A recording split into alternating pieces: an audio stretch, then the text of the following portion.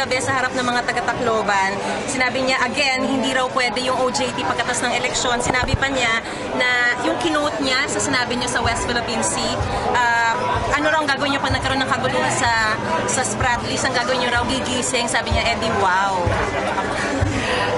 Yan ang problema pag nagmamaliit ng mga OJT. Marami naman tayong mga OJT na magagaling, pero hindi ako OJT. Sapagkat matagal na rin ako, kahit papano, wala sa haba yan, kundi sa kalidad ng paninilbihan.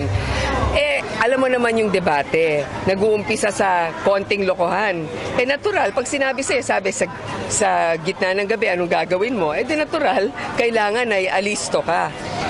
Pangalawa, kailangan din kausapin mo yung head ng military. Kung meron na tayong National Security Council, kailangan i-convene ka agad yan.